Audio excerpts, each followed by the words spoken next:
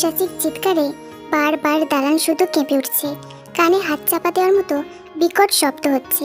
একটু পর পর হুঙ্কার দিচ্ছে জোরালোভাবে, তীব্র সুরে, ভয়ঙ্কর কাঁপুনিতে।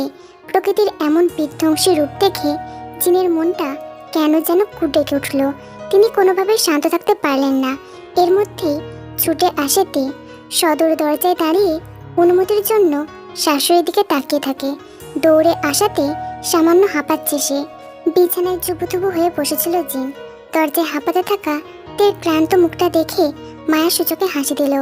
মাথাটা একটুখানি হ্যাঁ সূচকে দুলিয়ে ভিতরে আসার জন্য ইশারা করলো। তে ঠোঁট প্রসার করে হাসি দিতে ধীর পায়ে বিছানার কাছে এগিয়ে গেল। জিন মুগ্ধ হয়ে তার বৌমার দিকে তাকিয়ে রইল। আপাত মস্তক পুলকিত ভঙ্গিতে তাকিয়ে দেখল।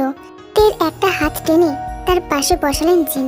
শাশুড়ির সঙ্গে কিছু সময় কাটানোর জন্য তে পা তুলে জিনের মতোই বিছানায় আসন করে বসল। জিনের চোখের দিকে তাকাতেই তাকে প্রচণ্ড বিমর্ষ এবং বিষণ্ণ তাকালো। কেন এই বিষণ্ণতা সেটা বোঝার জন্য গম্ভীর দৃষ্টিতে তাকিয়ে আছে তে। অবচেতন মন কেন জানি বলছে কিছু তো অঘটন ঘটতে যাচ্ছে।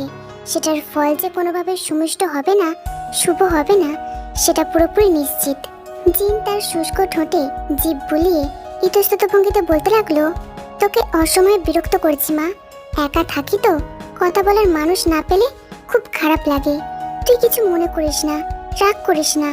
দ্রুত শাশুড়িকে বিচিত্র চিন্তা থেকে ইস্তফা দেওয়ার জন্য তার হাত দুটো ধরল তে। রেশমি চুড়ির রিনরিন শব্দটা মৃদু তালে হতেই জিনের হাত দুটো তের হাতের মুঠোয় বন্দি হয়ে গেল। তে সদা সর্বদার মতো নিচে সুরে বলে উঠল, আমাকে এইসব বলে অপমান করবেন না মা। আমি আপনার উপর কেন রাগ করব? আমারই তো ভুল হয়েছে। আপনি যে একা আছেন সেটা তো ভুলেই গিয়েছিলাম। ওনার রুমে বসেছিলাম, আমাকে মাফ করে দিন। জিন সঙ্গে সঙ্গে জিভ কেটে ভুরুকুচকে তাকালো। একটা হাত মুক্ত করে তের দিকে মায়ের ভঙ্গিতে শূন্যে ওঠালো। খানিকটা রাগ দেখে বলল, খালি মাফ করুন বলতে থাকিস। ভুল হলেও বলিস আর ভুল না হলেও বলিস। বাবা মশাইকে এ ব্যাপারে বিচার লাগাবো, কান দুটো একবারে মুড়িয়ে দেব। এমন প্রসঙ্গ শোনার পর তের জায়গায় অন্য কেউ হলে সে তো হো হো করে রুম কাঁপিয়ে হেসে দিত। হাসতে হাসতে লুটোপুটি খেতেও বাদ রাখতো না। কিন্তু এসবের কিছুই না করে তে কিছুটা হেসে দিয়ে আবারও নিচু গলায় বলল, দাদা ভাইকে কিচ্ছু বলতে হবে না মা, আমি এরপর থেকে খেয়াল রাখবো। জিন তবু আদুরে ভঙ্গিতে ডাকটা কায়েম রাখলো। চোখের উপরে থাকা ভুরু দুটো কুচকে রেখে গম্ভীর হওয়ার চেষ্টা করলো, কিন্তু রীতিমতো তিনি ব্যর্থ। তে ফের হেসে দেওয়ার চিন্তা করতেই আকস্মিকভাবে এমন অবস্থা হলো সে আর হাসতে পারল না। ওই সময় দারুণ শব্দ করে রু কাঁপিয়ে প্রচণ্ড হুঙ্কারে বাজ পড়ল। তে আকস্মাৎ এমন শব্দ শুনে এতটাই আতঙ্কগ্রস্ত হয়ে পড়ল যে দিশেহারা প্রতীকের মতো ভয় পেয়ে জিনের দেহটায় তৎক্ষণাৎ ঝাঁপিয়ে পড়ল। জিনের কাঁধে থুতনি রেখে চোখ দুটো খিচুড়িতে বন্ধ করলো। আর কোনো হুঁশ জ্ঞান নেই তের। ভয়ের চোটে শুধু জিনকে কঠিনভাবে আঁকড়ে ধরে আছে। পিঠে হাতের স্পর্শ লাগিয়ে শান্ত হতে বলল জিন, কিচ্ছু হয়নি।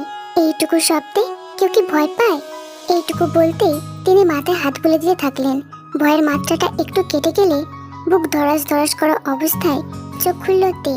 জিনকে ছেড়ে দিতেই জানালার বাইরে উদ্বিগ্ন দৃষ্টিতে তাকিয়ে বলল, এমন ঝোড়ো অবস্থা দেখলে ভয় পায় মা। এমন অবস্থা দেখলে শুধু সমুদ্রের উথাল পাথাল অবস্থার কথা মনে পড়ে। দাদা ভাই সমুদ্র দেখতে গিয়ে যে ঝড়ের মুখোমুখি হয়েছিল, এখনো সেই গল্প শোনান। গা ছমছম করে ওই গল্প শুনলে। আমি এমন দিনে একা থাকতে পারি না, সবসময় বুবু বা মা আমার সাথে থাকতো। তের উদ্বিগ্ন দৃষ্টি লক্ষ্য করে জিনও জানালার বাইরে দৃষ্টি দিল। আকাশ ফেটে যাওয়া দৃশ্যের দিকে তাকিয়ে হালকা স্বরে বলল, সমুদ্রের কথা যদি জানতে চাস তাহলে তোর স্বামী এলে শুনে নিস। এ ব্যাপারে ওই ভালো খবর দিতে পারবে। ইঙ্গিতটা জাঙ্কুকের দিকে নির্দেশ করলে জিনের দিকে চকিত ভঙ্গিতে তাকালো তে। জিন তখনও আকাশের দিকে মন ভোলানো দৃষ্টিতে তাকিয়ে আছে। তে বিষয়টা পরিষ্কারভাবে বোঝার জন্য কৌতূহলী করে বলে উঠল, আমি আপনার কথা বুঝিনি মা। ঝড়ের সাথে ওনার কি সম্পর্ক? জিন একই অবস্থাতে স্থির রইল। জানলা থেকে দৃষ্টি না সরিয়ে হাসিসূচক ভঙ্গিতে বলল, ঝড়ের কাছে হার মানলে সাক্ষাৎ মৃত্যুর দর্শন। একটু যদি এদিক ওদিক করে তাহলে মনে কর জাংকুক আর ফিরবে না। তবে এখনো এই কাজে আছে কিনা জানি না। জাংকুক সবসময় বলে প্রাকৃতিক দুর্যোগ যতটা সহজে মোকাবিলা করা যায়, মানুষের দ্রুত চাল মোকাবিলা করাটা ততটাই কঠিন। প্রাকৃতিক হালচাল দ্রুত ধরা যায়, মানুষের হাবভাব ধরা যায় না। জিন হুট করে চাপা ব্যথার মতো শ্বাস ছাড়লো। জানলার বাইরে দৃষ্টিলব্ধ চোখ দুটো চট করে বন্ধ করলো। তে আনমনে আকাশের দিকে তাকালো। বড় বড় চোখ দুটো অজানা ব্যথায় কাতর হয়ে আছে। পুরো মুখটায় সহাস্য রূপ পাল্টে মলিন অবস্থা ধারণ করেছে। বুকের ভিতরটা টাইফুনের মতো হুলুস্থুলু করছে। অসহ্য অপরাধে মুচড়ে আসছে সরল কোমল মনটা। জাংকুক তো ওর জন্যই গাড়ি ঘুরিয়েছিল। হাতে সময় নেই জেনেও সে বিদায় জানাতে দেরি করেনি। জিহোর ছোট্ট একটা কল শুনেই তাকে বিদায় জানাতে ছুটে এসেছিল জাংকুক। সেই মানুষটা তার কঠিন কঠিন কথা শুনে নিশ্চয় অভিমান করেছে, রেগে গেছে, ক্ষোভে হয়তো মনের মধ্যে বিক্ষোভ করে বেড়াচ্ছে। সে প্রকাশ করছে না কিছুই। হঠাৎ ভাবনার রাজ্যে ছেদন করে হাসি দিয়ে জিন বলে উঠল, আগে এই বাড়ি এমন খাকা করতো না। বাপ বেটা দুজনে মিলে পুরো বাড়ি মাতিয়ে রাখতো। দুটো মানুষ 200 মানুষের সমান হয়ে হই হুল্লোড় করতো। ওর বাবা ছুটি কাটাতে এলেই জাংকুক আর স্থির থাকতে পারতো না। সোজা বাবার কাঁধে চড়ে ফুর্তি করত। আমাকে কত ভাবে যে জ্বালিয়েছে তার কোনো হিসেব নেই রে মা। একবার কলেজে থাকাকালীন কি করেছে শোন। ওর কলেজটা ছিল বাড়ি থেকে অনেকটা দূর, তাই সে দূরে থেকে পড়াশোনা করত। ছুটি পেয়ে যখন বাড়িতে আসে, এসেই বাপের সাথে 1 সপ্তাহ বন্দুক টেপা শিখলো। ওই যে শিখলো, মনে কর আমাকে আর ছাড়ে না। আপেল, পেয়ারা, তরমুজ যেটাই পেত সেটাই আমার মাথায় রেখে টার্গেট করত। আমি তো ভয়ে শেষ। এইদিকে ওর বাপেও কম ইতর না। আগের দিন রাতে কি নিয়ে যেন মন খারাপ করেছিলাম, সেটার শত্রুর দেখিয়ে জাংকুককে আরো লেলিয়ে দেয়। এইদিকে আমি বোঝাচ্ছি, থাম বাবা, আমি মরে যাব। তোর নিশানা একবার ভুল হলেই আমাকে আর পাবে না। এইদিকে কে শোনে কার কথা? বদমাইশটা সত্যি সত্যি আমার দিকে ওর বাবার বন্দুক তাক করলো। ট্রিগারে আঙুল রেখে নিশানা ঠিক করলো। আমিও আজীবনের জন্য শেষ নিঃশ্বাস ত্যাগ করব বলে প্রস্তুত। এরপর বিশ্বাস কর, আমার কলিজাটা স্বাভাবিক হতে প্রায় আধা ঘন্টা লেগেছে। এমন ভয়ঙ্কর শব্দ, বাড়ির সব কয়টা চাকর কানে আঙুল দিয়ে খিচে আছে। আর একটু যদি অস্থির হতাম তাহলে হার্ট অ্যাটাক করে সেদিনই মারা যেতাম। এরপর থেকে ওর বাবার মুখে একটা কথাই খুব গর্ব করে বলতে শুনতাম, তার ছেলে নাকি তার সাথে ভালোই পাল্লা দিতে পারে। পুরো ট্রেনিং সেন্টারে ওর মতো নাকি চতুর বন্দুকবাজ কেউ ছিল না। মাথার খুলি নাকি এমনভাবে উড়িয়ে দিতে পারতো, বাস্তবে নাকি সেটাও এক বিভৎস দৃশ্য। সেটা হাতে গুনে 10-এর মধ্যে একজন করতে পারে। এখনো ওর টিপ নিয়ে ওর বাবার কলিগরা প্রশংসা করে। আজ যদি ওর বাবা বেঁচে থাকতো তাহলে হয়তো জানতে পারতো। আজ সেই হাসি খুশি ছেলেটা খুব উচ্চ পদে চলে গেছে, সে দেখেও যেতে পারেনি। আমার জীবনে এটা সবচেয়ে বড় আফসোস। যে ছেলেকে উনি কাঁধে পিঠে মানুষ করেছে, সেই ছেলে আজ বাপকেও ছাড়িয়ে গেছে। অথচ বাপ তার বিন্দু মাত্র দেখার সুযোগ পেল না। জিনের কথা আর শুনতে পারছিল না তে। জানলার দিকে মুখ করে ক্রমাগত বলে যাচ্ছিল জিন। তিনি আর বইয়ের দিকে খেয়াল দিতে পারেননি। ঠোঁট দুটো ফাঁক করে নিঃশ্বাস ছাড়ছিল তে। ওই অবস্থাতেই চোখ দুটো বন্ধ করে মাথা নিচু করলো। জাংকুকের কথা শুনলে এখন প্রচণ্ড অস্থির লাগে, মন আনচান হয়, মানসিক অবস্থা প্রকট রূপে বেচেন হয়ে ওঠে। কোলে রাখা হাতটা আঁচলের কাপড়টুকু কঠিনভাবে খামচে ধরল। অমনি কয়েক মিনিটের মধ্যেই একটার পর একটা স্মৃতির পৃষ্ঠা উল্টাতে লাগলো তে। কালো শার্ট প্যান্ট পরা সাহেবী বেশভূষার লোকটা, যার মেজাজটা অস্বাভাবিক খারাপ ছিল, বাড়িতে অতিথি হিসেবে পরিবার নিয়ে ঢুকলো। সবাই তাদের নিয়ে ব্যস্ত হলো। জেনি তাকে নিয়ে কুমতলব ঠাউরাতে লাগলো। কৌশল শেষে পেটের কাছে কুচিগুলো ঠিক করছিল তে। আয়নায় তাকাতেই সেই পুরুষের সামনে অমন অপ্রত্যাশিত দর্শন। ভয়ে আতঙ্কে চড়ে ভুগেছে সে। পরের দিন সকালে দাদা ভাইয়ের লাইব্রেরিতে আবারও লোমর্ষক ভঙ্গিতে সাক্ষাৎ হয়। সেলফের সাথে ধাক্কা খেয়ে কোমরে ছুঁচালো তারটা বিদ্ধ হয়। গাঢ় করে ক্ষত হয় জায়গাটায়, গল গল করে রক্ত পড়তে থাকে। সেই কাটার জায়গায় ওই মানুষটার প্রথম স্পর্শটা টের পেল তে। সুদেহী মানুষটা নিজের বাহুদয়ের মধ্যে প্রথমবারের মতো কোলে তুলে নিল। একদিন রাতে কিসের শোধবোধ করার জন্য তার হাতটা টেনে কারো করে চুমু খায়। জঙ্গলে সে কীটের থেকে রক্ষা করে, সেলিনের অত্যাচার থেকে বাঁচায়, জেনিকে ঠান্ডা মস্তিষ্কে মোকাবিলা করে। সব যেন তার অনন্য ঘটনার অংশ। তে চোখ বন্ধ করে রাখলো। 5 আঙুলের ফাঁকে ফাঁকে কোলে থাকা আঁচলটা আরো দলা পাকাতে থাকলো। স্মৃতির পৃষ্ঠা যত সামনের দিকে উল্টাচ্ছে, বুকের ভিতরটা অশান্ত ঝড়ের মতো দরাস দরাস করে উঠছে। ভাগ্য যেন টেনে হিঁচড়ে বারবার তার সামনে দাঁড় করাতে ব্যস্ত।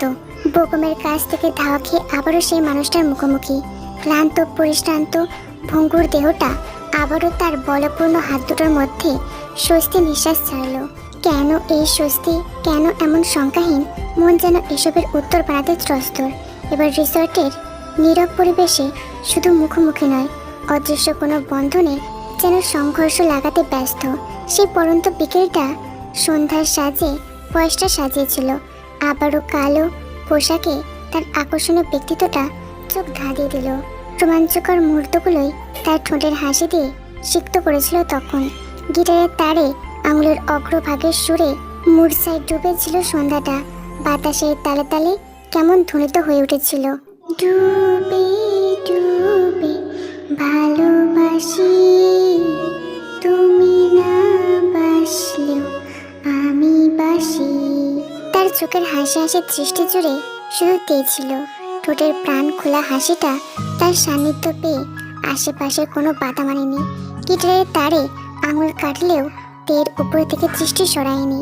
সেই রাতে যখন জঘন্য ঘটনা আর ভাবতে পারল না তে, বন্ধ চোখের 2 কোল থেকে তরল ফোঁটা গড়াতে লাগলো। খামচে ধরা হাতটার উপর টপ টপ করে পড়তে থাকলো। জিনের দিকে দৃষ্টি তুলে ভেজা কণ্ঠে বলতে ইচ্ছে করলো, মা আমার খুব খারাপ লাগছে, আমার খুব খারাপ লাগছে। ইচ্ছেটা কাগজের মোড়ার মতো গুটিয়ে গেল। জিনকে একটু মুখ ফুটে বলতে পারল না। জিন তখনও অন্যমনস্ক ভঙ্গিতে অতীতের দিনগুলোর কথা বলেই যাচ্ছে। তের দিকে অজান্তেই বেখেয়ালি হয়ে গেছে। তে তাড়াতাড়ি চোখের সিক্ততা ঢাকার জন্য মাথা আরেকটু নিচু করলো। তলা পাকানো আঁচলটা চোখে তুলে দ্রুত গতিতে চোখ জোড়ার অবস্থা শুষ্ক করলো। আকাশের কারসাজি যেন থামার ইচ্ছেই ছিল না। হুঙ্কারে দিক দিগন্ত ফেটে ভয়ঙ্কর শব্দ করছে তখনও। এমন সময় খবর এলো বাড়িতে অতিথি এসেছে। কে এসেছে সেটা জানার জন্য জিন প্রশ্ন ছুড়ল। তড়িৎ গতিতে উত্তর পায় রানী ভাবির ভাতিজি। চাপা আক্রোশে জিনের স্বাচ্ছন্দ্য মুখটা আকাশের মতোই কালো হয়ে গেল। হাসটা যেন কোথায় মিলিয়ে গেল। জিনের দেহটা বিছানা থেকে নামাতে ইচ্ছে করছিল না, তবুও মনের উপর জোর খাটিয়ে স্বাগত জানাতে সে নামলো। তেকে কি উত্তর দেবেন এটা নিয়ে আপাতত মাথা ব্যথা নেই তার। তে অন্যান্য মেয়েদের মতো পরিস্থিতির মার প্যাচ ধরতে পারবে না। একদিক থেকে নিশ্চিন্ত হয়ে তিনি তেকে পরিচিত করানোর জন্য সেই দিকেই নিয়ে গেলেন। তেও আগত মেহমানের প্রতি আগ্রহ প্রকাশ করে শাশুড়ির সাথে পা বাড়ালো। প্রশস্ত ড্রয়িং রুমের আভিজাত্য সোফার দিকেই দৃষ্টি আটকালো তের। শাশুড়ি পিছু পিছু পা বাড়িয়ে এগোতে থাকলে ভাতিজি বলা মেয়েটার উপর আশ্চর্যভাবে তাকালো। মেয়েটার পরনে একই ধরনের পোশাক, শর্ট টপ পরেছে মেয়েটা। টপসের কাঁধ দুটো নেই বললেই চলে, হাতটা দুটো খালি, বুক থেকে পেট পর্যন্ত ঢাকা। ওইটুকু পোশাক কি করে শালীন পোশাক হতে পারে সেটা ধারণা করতে পারে না তে। টপের উপর পাতলা ফিনফিনে ধরনের কোটি পরেছে। ওই কোটি পোশাকটা পরা আর না পরার সমান। কালো রঙের জিন্স পরা, দামি ব্র্যান্ডের হিল বুট দেখা যাচ্ছে। পায়ের উপর পা তুলে বাঁ পাটা ক্রমাগত নাচাচ্ছে। মেয়েটার সামনে গিয়ে দাঁড়াতেই সে ফোন টেপা বাদ দিয়ে মুখ তুলে তাকালো। জিনের দিকে চোখ পড়তেই দ্রুত উঠে দাঁড়ালো। অনেকটা আমোদিত ভাবসাব দেখিয়ে জিনের সাথে কুশল বিনিময় করলো। জিন এবার পরিচয় করাতে মেয়েটার হাত ধরে তের মুখোমুখি দাঁড় করালো। তে সহজ চাহনিতে মেয়েটার দিকে তাকালেও মেয়েটার চাহনিতে বিষ ভরা ক্রোধ ছিল। তের দিকে তাকিয়ে জিন প্রস্তুতি গলায় বলে উঠল, তে এই দেখ, ও হচ্ছে রানী ভাবির একমাত্র ভাতিজি। আগে তো আমাদের বাসাতেই থাকতো, এখন অবশ্য বিদেশে থাকে। ওর বাবা খুব ভালো মানুষ, একদিন ওনার সাথেও তোকে দেখা করাবো। জিনের পরিচয় পর্ব শেষ হতেই মেয়েটা নিজের উদ্যোগে হ্যান্ডশেক করার জন্য হাতটা এগিয়ে দিল। কৃত্রিম হাসিতে বলল, কেমন আছো তে? আমি লালিসা। আমাকে ছোট করে লিসা বলে ডাকলেও হবে। তুমি তো দেখছি আমার থেকে জুনিয়র। Never mind. কিসে পড়ছো তুমি? তে ছোট একটা ঢোক গেলে ডান হাতটা বাড়িয়ে দিয়ে বলল, মাধ্যমিক। অবাক হয়ে হাঁ করে তাকিয়ে রইল লিসা। তের হাতটা আর হ্যান্ডশেকের জন্য ধরল না। আশ্চর্য মুখভঙ্গি নিয়ে চট করে জিনের দিকে তাকালো। বিস্ময়ভূত দৃষ্টি দিয়ে তাকাতেই তের দিকে তর্জনী তাক করে বলল, ওকে বিয়ে করেছে? সত্যি? আমি কি কানে ঠিক শুনছি জিন আন্টি? জিন এমন প্রশ্ন শুনে বিপাকে পড়ল।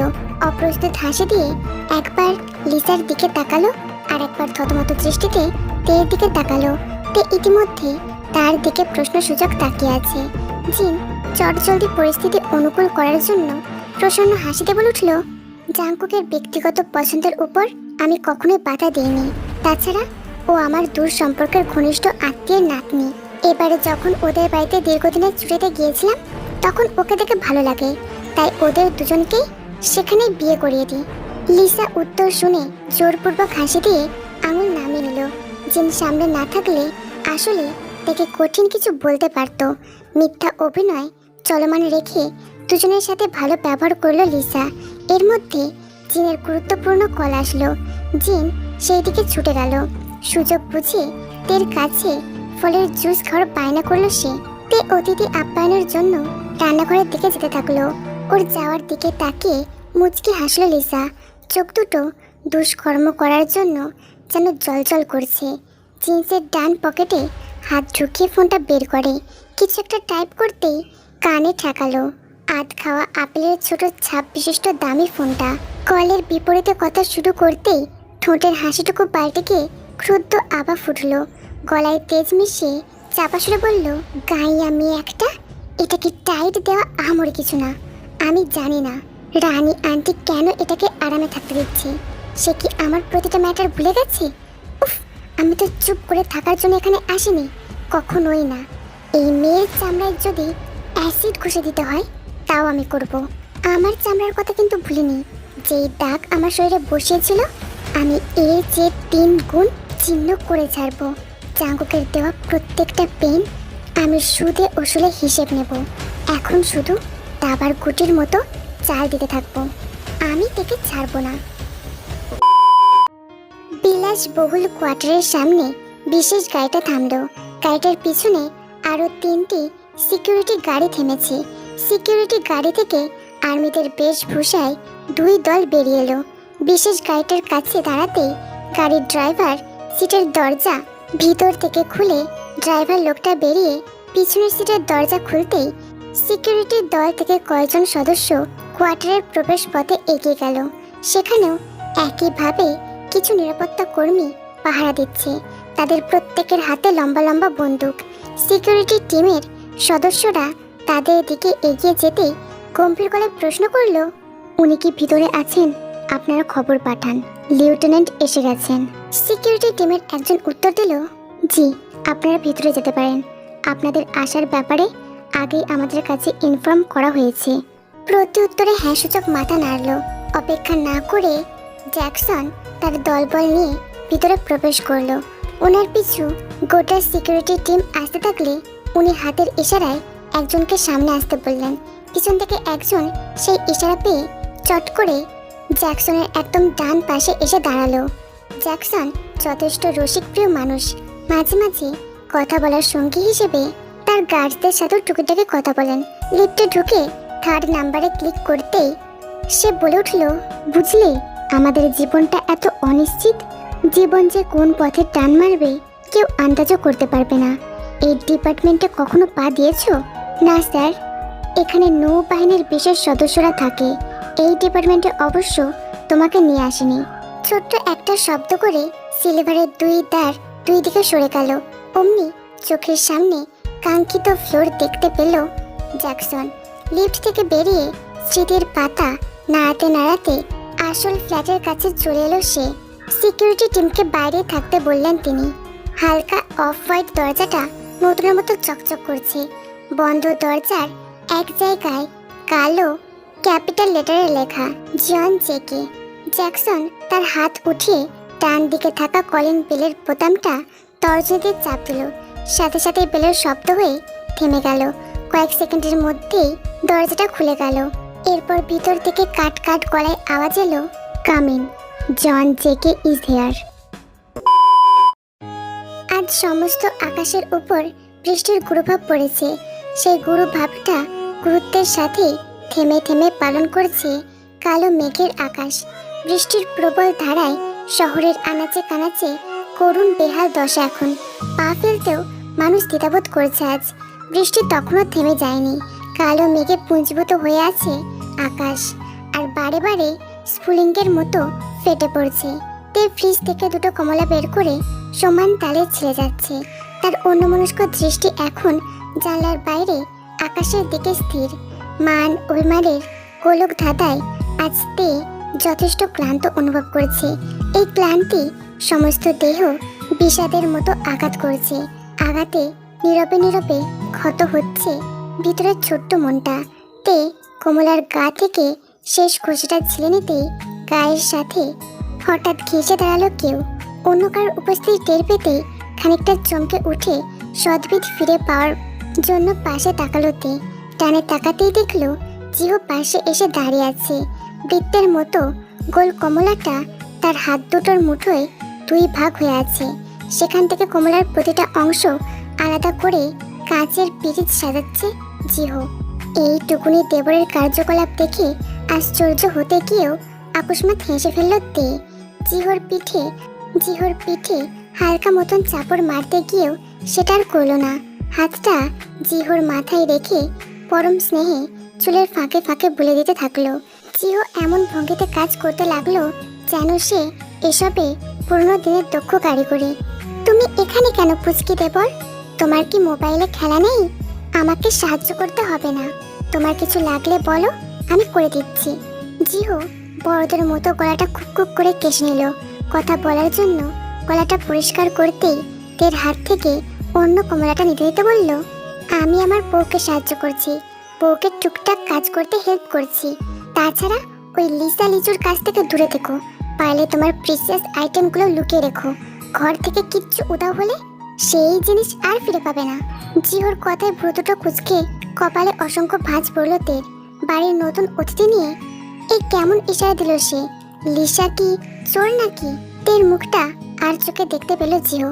সাথে সাথে চোখ বুজে নিজেকে অনেকগুলো গালি দিল। পরিস্থিতিটা তাড়াতাড়ি স্বাভাবিক করার জন্য তাড়াহুড়ো করে অন্য প্রসঙ্গ টেনে বলল, কমলা সব সাজিয়ে দিয়েছি, তুমি এগুলো জুস করবে? করলে তুমি কাজের আন্টিকে বলে দাও, আন্টি চমৎকার করে জুস বানিয়ে দেবে। তে মৃদু করে হেসে দিয়ে মাথাটা একটু নিচে ঝোঁকালো।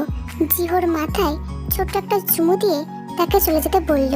জিহো আরো কিছুক্ষণ থাকতে চাইল, কিন্তু তের কথা শুনে আর সেখানে থাকলো না। তে আধুনিক যুগের যন্ত্রপাতি ব্যবহার করতে জানে না। গ্রামের সহজাত জিনিস দিয়ে শরবত বানাতে শিখেছে। বড় মার কাছ থেকে শরবত বানানোর যেসব কৌশল রপ্ত করেছিল সেগুলো একে একে ফলাতে থাকলে রান্নাঘরের দরজায় আড়াল থেকে সবকিছু দেখতে লাগলো জিহো। চোখ দুটো সর্বক্ষণ তের উপরে আটকে আছে। বাড়িতে যে দুইটা ডাইনির আগমন হয়েছে তাদের আশাটা এই মুহূর্তে ঘোর অমঙ্গল।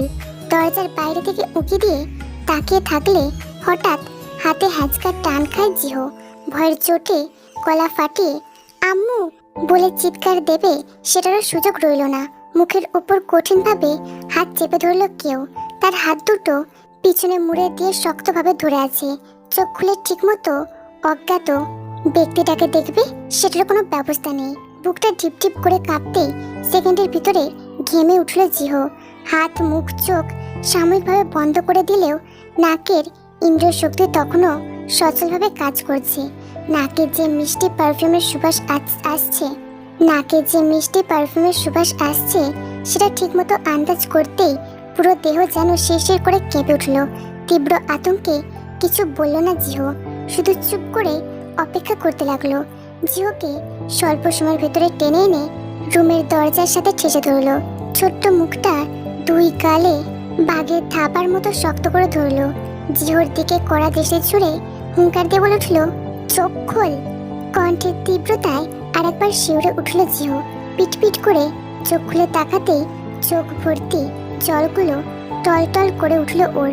মনে মনে যে ব্যক্তিকে নিয়ে ছক কষছিল সেটা পুরোপুরি খাপে খাপে মিলে গেছে। গালটা যেভাবে চেপে ধরেছে জিহু গোঙানো সুরেও আওয়াজ করতে পারছিল না। সেই করার চাহনিটা ওর মুখের কাছে এসে আবারও নিচু সুরে বলে উঠল, তুই ওখানে দাঁড়িয়ে কি করছিলি? কোনো মিথ্যা বলতে যাবি না। আমার চোখে ফাঁকি দিয়ে নজরদারি করবি সেটা ভুলে যা জিহুর বাচ্চা। তোর ভাই যে নেই, এইবার তোকে আর তোর ওই বউকে কে রক্ষা করবে? আয়ুরাও নেই আর সুগারাও বাড়ি ফিরে গেছে। তোর বোকা মার্কা মা থাকার চেয়ে না থাকাই ভালো। সে আমার কোনো কিছুতেই কোনো কিছু করতে পারবে না। তুই সাবধানে থাকিস। তোর ভাই আমার সাথে যা করেছে সেটা যদি একটুখানি জায়গা মতো পৌঁছে দিই তাহলে ওই গেঁয়োর অবস্থা কেমন হবে সেটা ভালো মতো চিন্তা করে নিস। আমাকে ডাকাতে যাস না। তোর ভাইকে বলিস লিসা এখানে শান্তি মতো থাকতে এসেছে। আমার সাথে যদি তামাশা করার চেষ্টা করে ক্ষতিটা ওর কলিজার উপরে টেনে খুবলে শেষ করে ফেলবো। টল টল অশ্রুগুলো এক এক করে গাল বেয়ে নামতে লাগলো। জিহু কাট কাট ভঙ্গিতে স্থির দৃষ্টিতে তাকিয়ে রইল। চোখ থেকে যে অশ্রুগুলো পড়ছিল তাও অবিরাম ভাবে পড়ছে, তাতে কোনো প্রকার হেলদোল নেই। লিসা গাল ছেড়ে দিতে সোজা হয়ে দাঁড়ালো। ছেড়ে রাখা সিল্কের চুলগুলো উঁচু করে পনিটেল করলো। জিহু শুষ্ক রুক্ষ গলায় ঢোক গিলে কাঁপা কাঁপা সুরে বলল, চাই। লিসা হাসিহীন দাম্ভিকতার ভঙ্গিতে মাথাটা হ্যাঁসূচক নাড়ালো। ডান হাতের তর্জনী তুলে বেরিয়ে যাওয়ার ইশারা করলো। জিহু ভয়ে ভয়ে চোখ নত করে নব ঘুরিয়ে দরজা খুলে বাইরে পা দিতেই লিসা আবার বলে উঠল, তোর মাকে কিছু বলতে যাস না জিহু। এবার কিন্তু টর্চারটা তোর উপরে করবো না। তোর বউ বউ করা তের উপরে চলতে থাকবে এই টর্চার। মুখটা একদম বন্ধ করে রাখবি, না হলে এটার পরিণাম মোটেও ভালো হবে না। দরজার নব ধরে থ মেরে দাঁড়িয়ে রইল জিহু। রাগের শরীরের প্রতিটা কোষ যেন বিক্ষোভ করে উঠছে। আর যদি তার ক্ষমতা থাকতো তাহলে জাঙ্কুকে ডেকে এনে একেবারে ওর শিরায় শিরায় শিক্ষা ঢুকিয়ে ছাড়তো। জিহু মাথাটা পিছু না ঘুরিয়ে ছোট্ট করে বলল, ঠিক আছে, বলবো না। নব ছেড়ে দরজার বাইরে পা বাড়ালো জিহু। হাতের উল্টো পিঠে চোখ দুটো ভালো করে মুছলো। নিজের রুমের দিকে যেতে যেতেই অনেক কিছু ভাবতে লাগলো। তার একটু আগের ভয়ার্ত মুখটা যেন আকাশের মতো কঠোর হয়ে আছে। যে চোখে ভয় গ্রাস করেছিল সেটা আকস্মিকভাবে বদলে গিয়েছে। বুকের ভিতরে তরতাজা রক্তগুলো রাগে ক্ষোভে উথাল পাতাল করছে। এখন কিছুতেই শান্ত হতে চাইছে না ক্ষুদ্র বিক্ষুব্ধ মনটা। সাদা পরিষ্কার ডিভানে বসে আছে জ্যাকসন। পায়ের উপর পা তুলে রেখেছে সে। ঠিক সামনের টেবিলে পেট মোটা ধরনের দামি একটা বোতল সাজানো আছে। তিনি বোতলটার দিকে তীক্ষ্ণ দৃষ্টি ছুঁড়ে দেখতে লাগলেন। ইংরেজি আলফাবেটের গভীর মনোযোগে হঠাৎ মনে মনে উচ্চারণ করলেন, বিদেশি মাল। উফ! ভদ্রলোকের মুখোমুখি সোফায় সাধারণ কায়দায় বসে আছে জাংকুক। জ্যাকসনের তৃষ্ণার্ত মুখটা দেখতে পেয়ে ঠোঁটে তার বাঁকা হাসি দেখা দিল। টেবিলের দিকে হাত বাড়িয়ে পেট মোটা বোতলটা হাতে নিল। প্রফেশনাল স্টাইলে ছিপি খুলতেই জ্যাকসন চোখ ছোট ছোট করে বলল, ইজ দিস ট্রু ইয়াং বয়? তুমি কি এগুলো চোখে দেখো? সবই তো দেখছি। অ্যাব্রড কান্ট্রির হাইপ মাল। ঠোঁটের হাসিটা আর বাঁকা ভাবে রইল না, এবার যেন চওড়া করে হেসে দিল। ছ্যাট করে শব্দ হতেই বোতল থেকে ফ্যানার মতো কিছু পানীয় জাংকুকের হাত দিয়ে গড়িয়ে পড়তে থাকলো। এরপর কাচের গ্লাসটার কাছে মুখ ঠেকিয়ে ঠকঠক করে সামান্য পানীয় ঢেলে নিল। আধ ভর্তি গ্লাসটার নিচে চিকন দণ্ডটা 2 আঙুলের ফাঁকে চেপে ধরল। এরপর তরল পানীয় তারা পরিপূর্ণ গ্লাসটা এগিয়ে দিল। স্বাভাবিক ভঙ্গিতে প্রসন্ন হাসিতে বলল, আপনাদের জন্য কালেকশন রেখেছি স্যার, এসব আমার জন্য না। জাংকুকের হাত থেকে সেও একইভাবে 2 আঙুলের ফাঁকে নিল গ্লাসটা। ঠোঁটের কাছে গ্লাস ঠেকিয়ে ছোট্ট একটা চুমুক দিল। তৃপ্তিতে চোখ মুখ বুজে এলো তার। জাংকুক এটা ভালো করে জানে তার থেকে ঊর্ধ্বতন পদে মানুষদের কিভাবে হ্যান্ডেল করতে হয়। জাংকুক এক পেশে হেসে দিয়ে নিজেও পায়ের উপর পা তুলে নিল। সোফায় আইসি ভঙ্গিতে বসতেই পা কনুইটা সোফার হ্যান্ডেলে ঠেকিয়ে দিল। জ্যাকসন তৃপ্তিজনক সুখ থেকে বিচ্যুত হয়ে আবার চোখ খুলে তাকালো। জাংকুককে চতুর চাহনিতে তাকিয়ে থাকতে দেখে হাসি দিয়ে বলল, শুনলাম তুমি নাকি বিয়ে করেছো, কথাটা কি সত্যি না গুজব? তোমার বিয়ে নিয়ে যে গুজব রটে, মাই গড, বিশ্বাস করতে গিয়েও ভরকে যায়। জাংকুক ওই একই ভাব ভঙ্গিতে জবাব দিল, না, এবারটা সত্যি শুনেছেন, বিয়ে করেছি। জ্যাকসন কেবল আরেক চুমুক দিতে যাচ্ছিল, প্রতিমধ্যে এমন কথা শুনে বিস্ময় দৃষ্টিতে বলল, কে সেই ভাগ্যবতী মেয়ে? আমি কি তাহলে ফাইনালি জন জেকের বিয়ের সংবাদ শুনলাম? আমি তো ভাবছি চিরকুমার থাকার প্রতীক্ষা করে বসে আছো তুমি। জাংকুক চিরকুমার শব্দটা শুনে ফিক করে হেসে দিল। জ্যাকসনের দিকে সদ্য খোলা বোতলটা আবারও এগিয়ে দিতেই গ্লাস ভর্তি করে দিল।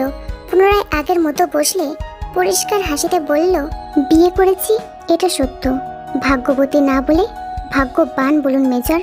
ভাগ্যটা হয়তো আমারই ভালো, এমন সময়ে আমার লাইফে কেউ চলে আসবে এটা ধারণাও করতে পারিনি। তবে এখন যেহেতু এসে গেছে, সেক্ষেত্রে আমার ভাগ্যই বলা চলে। মেজর জ্যাকসন হাসতে হাসতে হঠাৎ মলিন হয়ে গেল। হাতের গ্লাসটা ঠোঁটে না ঠেকিয়ে টেবিলে রেখে দিল। চোখ দুটো কিছুক্ষণ বন্ধ করে চুপ করে বসে রইল। জোরে একটা নিঃশ্বাস ছেড়ে চোখ বন্ধ অবস্থায় বলতে লাগলো, তোমার বাবার হাসি হাসি মুখটা দেখতে পাচ্ছি জাংকুক। আমার দিকে তাকিয়ে সে হাসছে। আমি যদি এখন ওর দিকে এগিয়ে যাই তাহলে ও আমাকে জাপটে ধরে নাচবে। কি অমায়িক হাসি! এত সুন্দর হাসিটা ওই শেষ সাক্ষাতে দেখেছিলাম। চোখের সামনে মৃত্যু দেখেও আমার দিকে হাসছিল সে। হাত নাড়িয়ে টাটা দিতেই চোখের পলকে মলিন হয়ে গেল মেজর আরেম। বিদ্যুতের শক্কার মতো তৎক্ষণাৎ চোখ বন্ধ করলো জাংকুক। নিঃশ্বাসটা আচানক আটকে গিয়ে কোথাও ছুরির মতো ঢুকে গেল।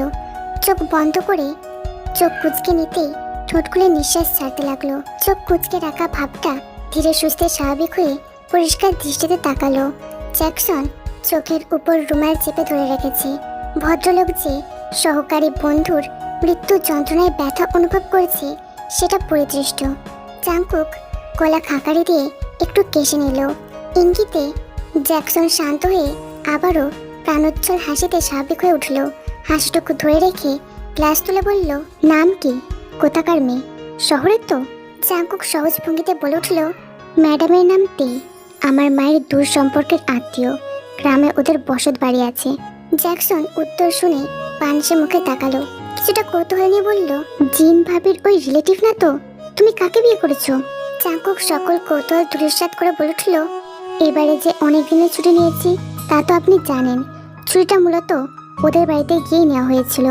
মায়ের ফোর্স দেখে ডিপার্টমেন্ট থেকে প্ল্যান মোতাবেক 4 দিনের ছুটি নিয়েছিলাম। মা বায়না ধরলো তার আত্মীয়ের বাড়ি যাবে, না করতে পারেনি। তার সঙ্গেই আমার ভাই বোনেদের নিয়ে গেলাম। সেখানে সব কিছু নর্মাল দেখা গেলেও কোনো কিছু অ্যাবনর্মালের চেয়েও কম লাগেনি। আমি ছাড়া বিষয়টা কেউ ধরতে পারেনি, ইভেন মাও না। আমি যখন গেলাম সেদিন থেকেই ওই বাড়িতে অনেক কিছু টের পেয়েছি। সবচেয়ে বড় রহস্য হলো ওই প্রবীণ বয়সী গঙ্গীয়, যিনি কিনা তের আপন দাদা। আপনি কি আমার পয়েন্ট ধরতে পেরেছেন মেজর? মেজর জ্যাকসন চোখ কান সজাগ করে তাকালো। এতক্ষণ পর তার সবল মনটা জাংকুকের কথায় অন্য কিছুর আভাস টের পেল। বিশাল বড় প্রশ্নটা ঘূর্ণিপাকের মতো ঘুরছে। তিনি প্রশ্নটা না করে পারলেন না। তুমি কি তাহলে থেকে অন্য উদ্দেশ্যে বিয়ে করেছো জাংকুক? তোমার ভিতরে কি চলছে খুলে বলো তো। জাংকুক তৎক্ষণাৎ নিজের মতামতটা পরিষ্কার করে বলল, ওকে বিয়ে করার পিছনে কোনো মোটিভ রাখিনি মেজর। ও আমার একান্ত ব্যক্তিগত মানুষ। ওকে সম্পূর্ণরূপে মন থেকে চেয়েছি। ওই একমাত্র ব্যক্তি যার সামনে আমার মস্তিষ্ক কখনোই কাজ করে না। মেজর আশ্চর্য হয়ে চোখ দুটো বড় বড় করে তাকালো। আশ্চর্যের সীমাটা এমনভাবে গলা উঁচিয়ে ফেলল, তাতে জ্যাকসন বিস্ময়ে চমকে গেল। জাংকুক তখন মেজরের অবস্থা দেখে হাসি দিয়ে ফেলল। মেজর জ্যাকসন আহাম্মক হয়ে বলতে লাগলো, কি তাজ্জব কারবার দেখি! এত বছর যা শুনতে পারলাম না সেটা নাকি এখন শুনলাম। জাংকুক, তোমার ওয়াইফ আসলেই সাইলেন্ট কিলার। সে হয়তো নিজেও জানে না সে কাকে গুরুতরভাবে ঘায়েল করেছে। জাংকুক হাসিটুকু কমাতে কমাতে এক পর্যায়ে গম্ভীর হয়ে গেল। পিঠটার সোফায় ঠেকিয়ে কিছুটা চিন্তিত ভঙ্গিতে বলল, ওর বয়সটা কম ছিল বলে ফার্স্ট স্টেপে ভেবেছিলাম আংটি পরিয়ে রেখে যাই, কিন্তু মন সায় দেয়নি মেজর। মনে হচ্ছিল ওকে রেখে গেলেই কিছু না কিছু একটা ঘটবে। গঙ্গে ওকে দেখে প্রথম যে খটকা লেগেছিল সেটার হিসেব কিছুদিন আগে মিলিয়েছি। আপনার কি অপারেশন ঝিলতলার কথা মনে আছে? মেজর জ্যাকসন কপাল কুঁচকে তাকালো। ডানে তাকিয়ে খোলা জানলার বাইরে সতর্ক দৃষ্টি দিয়ে আবারও জাঙ্কুকের দিকে ফিরে তাকালো। দেওয়ালের যদি কান না থাকে তবে এখন ভালো।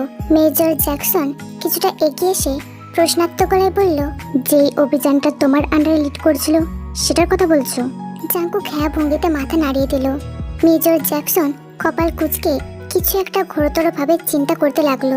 জাঙ্কুক ওনার চিন্তার জোরটা আর একটু খুলে দিতেই স্বর নাবিয়ে সাবধান কণ্ঠে বলে উঠল, আপনাকে আমি এর জন্যই ডেকেছি, কারণ আপনাকে আমার দরকার। কালাম সর্দার নামটা তো শুনেছেন নিশ্চয়ই। অপারেশন ঝিলতলা নামে যে অভিযানটা করেছিলাম সেখানে সবগুলো আসামি ধরা পড়লেও মূল আসামি পলাতক ছিল। জ্যাকসনের কপালে জমা বিন্দু বিন্দু খামগুলো মোছার জন্য রুমাল বের করলেন তিনিও স্বর নামিয়ে সজাগ হয়ে বললেন, তুমি কাকে সন্দেহ করছো জাঙ্কুক?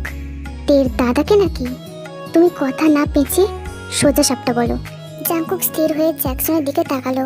এদিকে উত্তর শোনার জন্য জ্যাকসন প্রচণ্ড খচখচ অনুভব করছে। তিনি সহ্য না করে আর এক দফা তকদা দিলেন। এবার জাঙ্কুক নত মুখে নিঃশ্বাস ছাড়তে ছাড়তে বলল, সাসপেক্ট পারসন দুজন মেজর। 1 আমার শ্বশুর মশাই, 2 আমার দাদা শ্বশুর। বাক্য শূন্য দৃষ্টিতে কিছুক্ষণ তাকিয়ে রইল জ্যাকসন। মুখের ভাষাও যেন হারিয়ে গেছে ওনার। এত বড় আসামির সন্ধান কিনা অনাকাঙ্ক্ষিতভাবে পাওয়া গেছে আজ। এতদিন পরেও জাঙ্কুক যেই কেসটা সগোপনে চালিয়ে যাচ্ছে সেটা দেখে তিনি অবাক হলেন। ঠিক কিভাবে প্রতিক্রিয়া দেবেন বুঝে উঠতে পারছেন না। শুধু ভিতরে ভিতরে বুঝে নিয়েছেন জাঙ্কুক খুব ভয়াবহ ধরনের চিন্তা কষে রেখেছে। সেটা যে কতটা ভয়াবহ হবে তিনি আবারও চোখ বন্ধ করে ভাবতে লাগলেন সেটাই।